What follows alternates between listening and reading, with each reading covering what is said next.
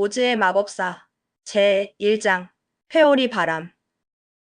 옛날 옛적에 아주 넓고 끝없이 펼쳐진 캔자스의 푸른 대초원 한가운데 도로시라는 작고 사랑스러운 아이가 삼촌 헨리와 숙모 엠과 함께 오순도순 살고 있었어요. 헨리 삼촌은 넓은 들판을 일구는 부지런한 농부셨고 엠 숙모는 그런 삼촌의 든든한 배우자셨죠. 두 분은 고아였던 도로시를 친딸처럼 아끼고 사랑해 주셨답니다. 도로시네 집은 정말 아담하고 소박한 공간이었어요.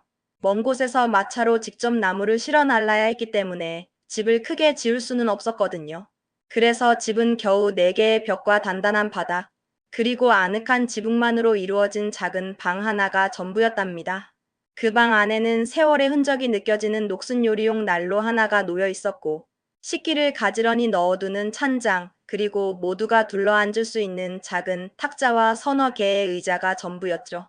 잠을 잘 수 있는 침대도 몇 개 있었는데 헨리 삼촌과 엠 숙모는 방 한쪽 구석에 커다란 침대를 두셨고 도로시는 다른 구석에 자기만의 작고 아늑한 침대를 가지고 있었어요.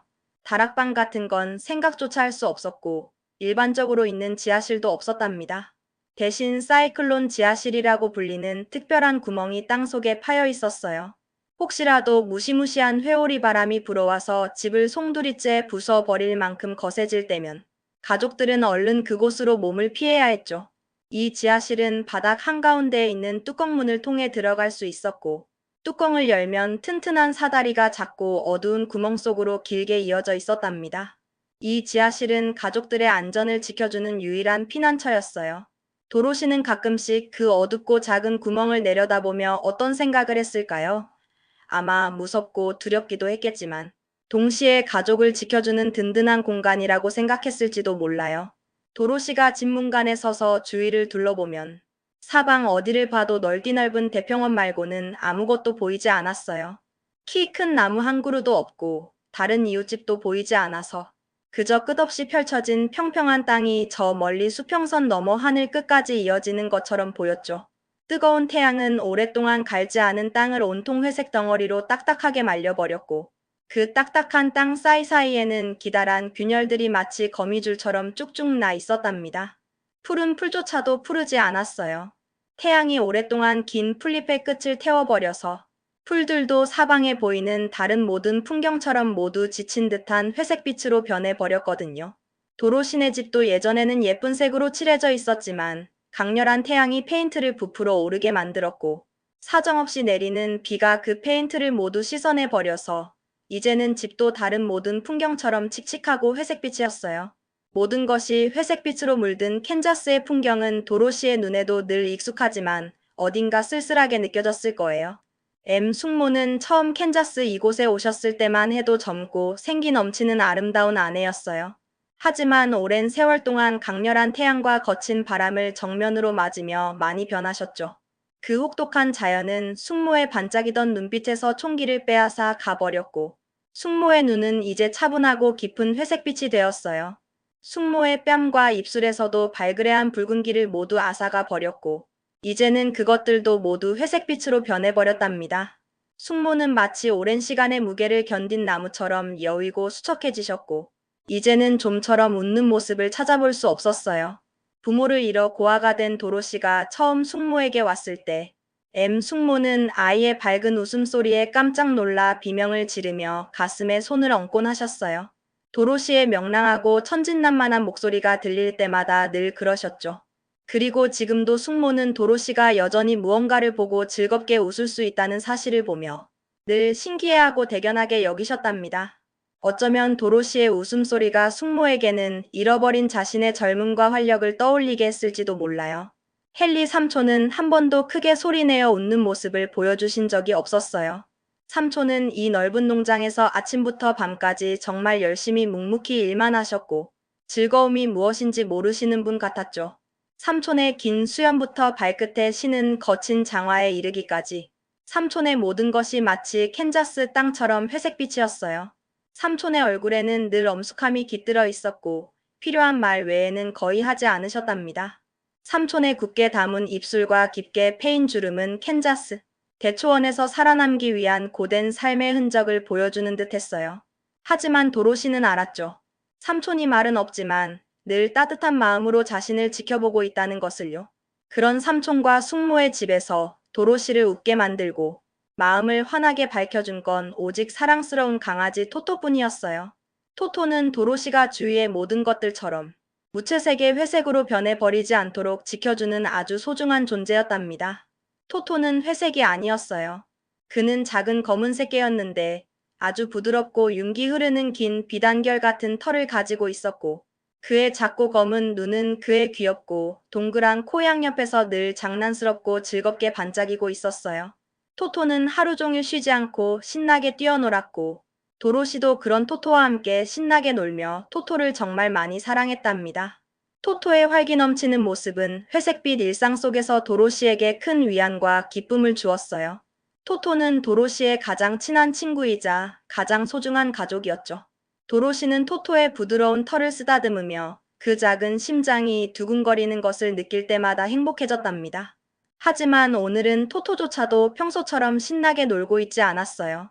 헨리 삼촌은 집 문턱에 앉아서 저 멀리 하늘을 걱정스러운 눈빛으로 바라보고 계셨는데 오늘 하늘은 평소보다도 훨씬 더 짙은 회색빛이었거든요.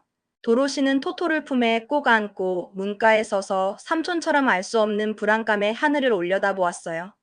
숙모는 부엌에서 늘 하시던 대로 설거지를 하고 계셨죠. 그날의 공기는 유난히 무겁고 고요해서 마치 무슨 일이 터질 것 같은 긴장감이 감돌았어요. 도로시의 작은 심장도 왠지 모르게 두근거렸답니다. 멀리 북쪽에서부터 낮고 으르렁거리는 듯한 바람의 울음소리가 들려오기 시작했어요. 헨리 삼촌과 도로시는 집 밖의 넓은 들판에 심어져 있던 긴 풀들이 다가오는 폭풍 앞에서 마치 파도처럼 물결치며 이리저리 휘어지는 것을 볼 수 있었죠. 이윽고 남쪽에서도 날카로운 휘파람 소리가 들려왔고 그쪽을 바라보니 그 방향에서도 풀들이 흔들리며 잔물결이 일렁이는 것이 선명하게 보였어요. 바람은 점점 더 세차게 불어왔고 도로시의 귀에는 바람 소리가 점점 더 크게 들렸답니다. 풀들이 흔들리는 모습은 마치 거대한 바다가 성난 파도를 일으키는 것처럼 보였어요. 갑자기 헨리 삼촌이 앉아 계시다가 벌떡 일어서셨어요. 삼촌의 얼굴에는 다급함이 역력했죠. 회오리 바람이 오고 있어. 삼촌이 부엌에 계신 숙모에게 큰 소리로 외치셨어요. 나는 가축들을 살피러 가야겠어. 그러고는 소와 말을 기르는 외양간 쪽으로 급하게 달려가셨답니다. 삼촌의 뒷모습은 그 어떤 때보다도 빠르고 단호해 보였어요. 삼촌은 항상 가족과 재산을 지키기 위해 최선을 다하시는 분이었으니까요. 도로시는 삼촌의 뒷모습을 보며 마음속으로 걱정했어요. 숙모는 하던 설거지를 멈추시고 문가로 뛰어나오셨어요. 숙모의 눈은 한눈에 다가오는 무시무시한 위험을 정확히 알아차릴 수 있었죠. 숙모의 얼굴은 하얗게 질렸고 목소리에는 다급함이 묻어났어요. 어서 도로시. 숙모가 비명을 지르듯이 외치셨어요. 지하실로 빨리 뛰어. 숙모는 도로시의 손을 잡으려 했지만 이미 상황은 너무나 긴박하게 돌아가고 있었답니다. 하지만 토토는 이런 긴박한 상황을 아는지 모르는지 도로시의 품에서 톡하고 뛰어내려 침대 밑으로 쪼르르 숨어버렸어요. 도로시는 소중한 토토를 놓칠세라 토토를 잡으러 침대 밑으로 기어들어갔죠. 너무나 겁에 질린 숙모는 더 이상 지체할 수 없다는 것을 아셨어요. 숙모는 바닥에 뚜껑문을 서둘러 열고 사다리를 타고 작고 어두운 구멍 속으로 급히 내려가셨답니다. 도로시는 마침내 토토를 품에 꼭 안고 숙모를 따라 지하실로 내려가려고 했어요. 그런데 방을 절반쯤 건넜을 때였을까요? 바람이 갑자기 엄청나게 거세게 울부짖더니 집을 심하게 흔들어 버렸고 도로시는 그만 균형을 잃고 바닥에 털썩 주저앉아 버렸답니다. 도로시의 작은 몸은 마치 나뭇잎처럼 흔들렸어요. 토토는 도로시의 품속에서 바들바들 떨었죠. 그때 정말로 믿을 수 없는 이상한 일이 일어났어요. 집이 두세 번 빙글빙글 돌더니 마치 거대한 새가 날아오르듯이 천천히 공중으로 두둥실 떠오르기 시작했어요. 도로시는 마치 커다란 풍선 안에 혼자 갇혀 있는 듯한 기분이 들었답니다. 창밖으로 보이는 풍경이 점점 작아지고 멀어지는 것을 보며 도로시는 눈을 크게 떴어요. 이런 일은 상상조차 해본 적이 없었거든요. 북쪽에서 불어오는 매서운 바람과 남쪽에서 불어오는 강렬한 바람이 집이 있던 바로 그 지점에서 만나게 되었고 집은 거대한 회오리 바람의 딱 한가운데에 놓이게 되었어요. 회오리 바람의 한가운데는 보통 공기가 아주 고요한데요. 사방에서 엄청나게 강한 바람이 집을 계속해서 밀어붙이는 바람에 집은 점점 더 높이 높이 하늘로 떠올랐답니다. 도로시는 창밖으로 구름이 발 아래에 있는 것을 보고 깜짝 놀랐어요. 마침내 집은 거대한 회오리 바람의 맨 꼭대기에까지 이르렀고, 그곳에서 집은 마치 깃털 하나를 나르는 것처럼 가볍게 아주 멀리 날아가 버렸어요. 캔자스의 모든 풍경이 도로시의 시야에서 사라져 버렸죠. 주위는 온통 새까맣게 어두웠고 바람은 정말 끔찍하게 으르렁거리고 울부짖었지만 도로시는 자신이 꽤 부드럽게 하늘에 떠 있는 것을 느낄 수 있었어요. 처음 두세 번 집이 빙글빙글 돌았을 때와 집이 한번 심하게 기울어졌을 때를 빼고는 도로시는 마치 엄마가 흔들어주는 요람 속에 있는 아기처럼 부드럽게 흔들리고 있는 듯한 기분이었답니다. 어쩌면 집이 구름 위를 미끄러지듯이 날아가고 있었을지도 몰라요. 도로시는 창밖의 어둠 속에서 알 수 없는 두려움과 함께 신비로운 감정을 느꼈을 거예요. 이 모든 것이 마치 꿈만 같았죠. 하지만 토토는 이런 상황이 전혀 즐겁지 않았어요. 그는 방 안을 이리저리 정신없이 뛰어다니며 멍 하고 크게 지저댔답니다. 토토의 짖는 소리는 불안감으로 가득 차 있었죠. 하지만 도로시는 바닥에 가만히 앉아서 앞으로 무슨 일이 일어날지 알 수 없는 운명을 조용히 기다렸답니다. 도로시의 마음속에는 가족에 대한 걱정과 함께 이 알 수 없는 여정에 대한 막연한 기대감이 뒤섞여 있었을 거예요. 한 번은 토토가 우연히 열려있는 뚜껑문 가까이 갔다가 그만 쿵 하고 구멍 속으로 떨어질 뻔했어요. 도로시는 순간 토토를 영영 잃어버린 줄 알고 심장이 철렁 내려앉았답니다. 토토, 안 돼. 하지만 곧 구멍 속에서 토토의 귀 한쪽이 쫑긋 솟아있는 것을 보았어요. 사방에서 불어오는 엄청나게 강한 바람이 토토를 계속 위로 밀어 올리고 있었기 때문에 토토는 아래로 완전히 떨어지지 않고 매달려 있었던 거예요. 도로시는 안도의 한숨을 쉬며 재빨리 기어가서 구멍까지 도착했고 토토의 귀를 조심스럽게 붙잡고 방 안으로 다시 끌어올렸답니다. 토토는 도로시의 품에 안겨 낑낑거리며 울었죠. 도로시는 더 이상 이런 위험한 사고가 나지 않도록 뚜껑문을 꼭 닫았어요. 작은 뚜껑문 하나가 도로시와 토토의 안전을 지켜주는 중요한 역할을 했답니다. 시간이 한참 지나자 도로시는 점차 처음 느꼈던 두려움을 잊어갔어요. 하지만 여전히 외로웠고 사방에서 으르렁거리고 울부짖는 바람소리가 너무나 커서 거의 귀가 멎을 지경이었죠. 바람소리는 마치 수많은 괴물들이 비명을 지르는 것 같았어요.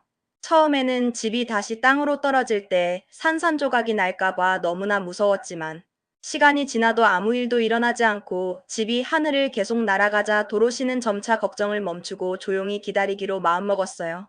도로시는 이 모든 상황이 마치 끝없는 꿈처럼 느껴졌답니다.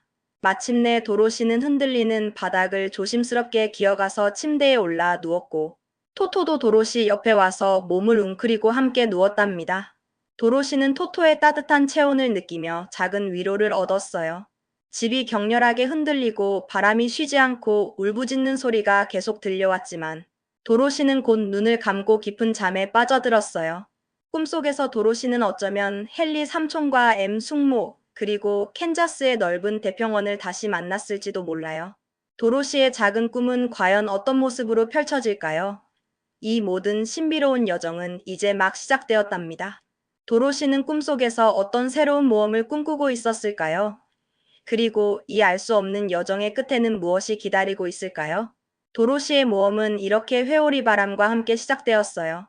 도로시는 잠든 와중에도 집이 흔들리는 것을 느꼈지만 이제는 그것이 더 이상 두렵지 않았답니다. 어쩌면 도로시는 꿈속에서 새로운 친구들을 만나고 있었을지도 몰라요. 이 작은 집이 과연 어디로 향하는 걸까요? 그리고 도로시는 집으로 무사히 돌아갈 수 있을까요? 이 모든 질문들이 바람소리처럼 조용히 밤하늘을 가득 채웠답니다.